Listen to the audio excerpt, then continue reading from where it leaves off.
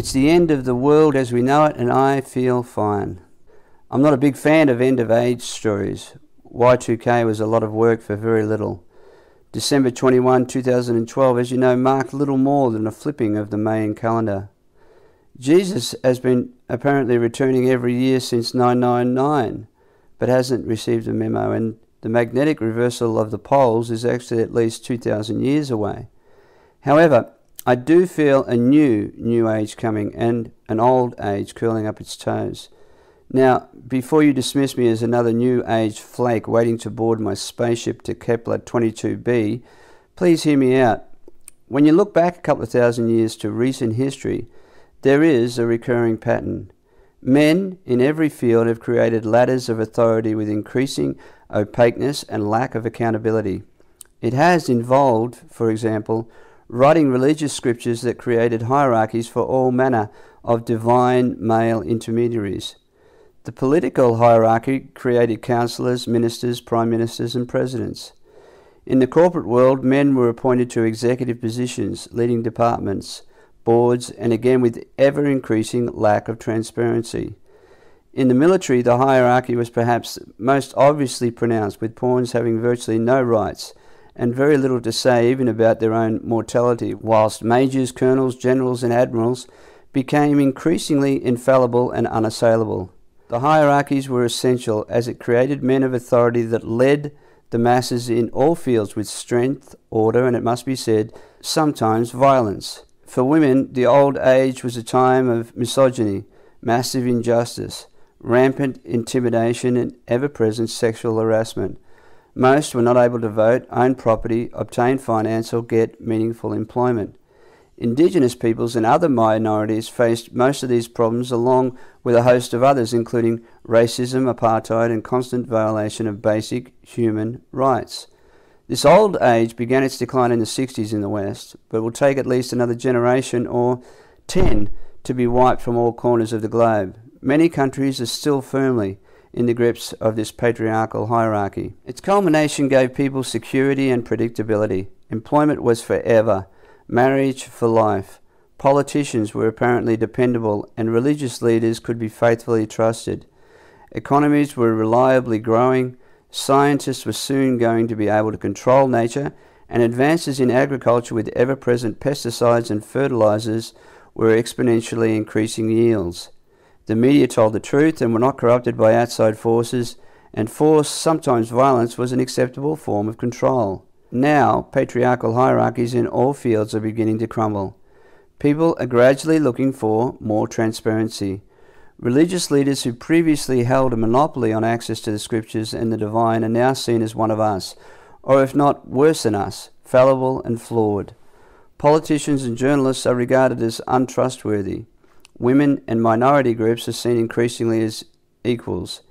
Even the military is being called to greater transparency and decisions openly questioned. The forces of violence have begun to be unfavourably compared to lasting change enacted by diplomacy, peaceful transition, and non-violence. Mandela, Gandhi, and Martin Luther King started a tide that perhaps the military should have been the last to recognise, but recent expensive military forays with America really not winning a war since World War II has people questioning the use of force. The common refrain is, today we drop bombs, tomorrow we build bridges. It's happening already in homes and at schools, with a 90% decline in the use of capital punishment since the 90s and death penalty rates at their lowest in history. The world is changing irrevocably, though in some ways not yet for the best. Relationships are a swipe game. Employment is temporary. Science is fake news. The media is owned by corporate interests, and politicians are for sale. The conservative and nationalistic right wing is temporarily on the rise, while its promises of patriarchal security and hierarchical order from the 50s are still yearned for and believed. On the plus side, the biggest advance is we are beginning to see each other as peers. Our judgments about others are not about the rungs on a patriarchal ladder our male leader occupies, but empathy rather than envy. Those that have climbed the ladders are increasingly counting the benefits of climbing down again, removing the rungs and sitting amongst, rather than on top of. Even God is not on some distant cloud.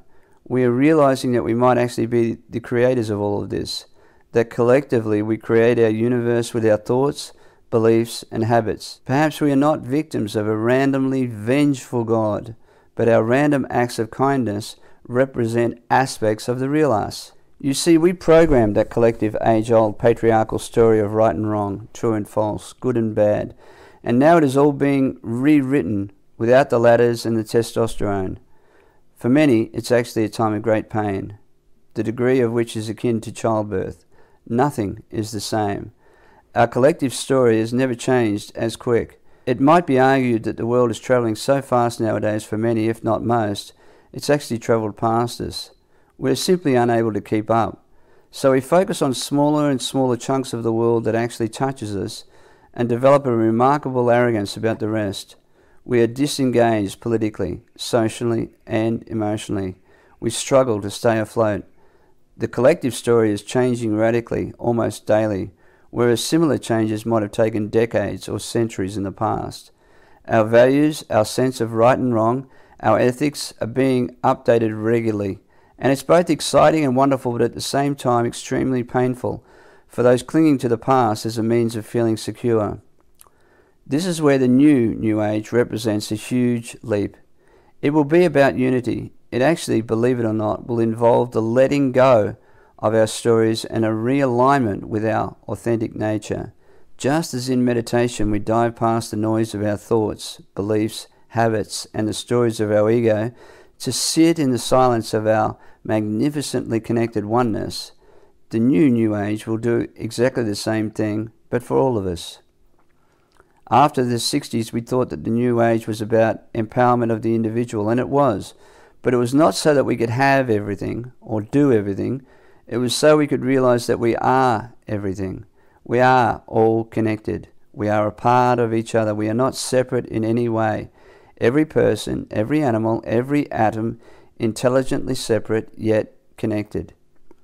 We will all come to realize that this life is a virtual theater of doing, for us to widen and deepen our soul's play of love and being. We are not what we do. We are not our position on a ladder. The universe is as much male as it is female, black as it is white, a blade of grass as much as it is a human. If one child is sick, then we are all its mother. If one is lost, then we are all to be found. We will realize that the greatest value in life is not to sacrifice our precious time to have ever more things so that we can sit higher and higher upon an illusory ladder, separate and alone, but that real, authentic living is to witness our stories rather than be confined by them, and allow them to unmask their real purpose, which is to widen and deepen our experience of our collective peer-to-peer connection and love.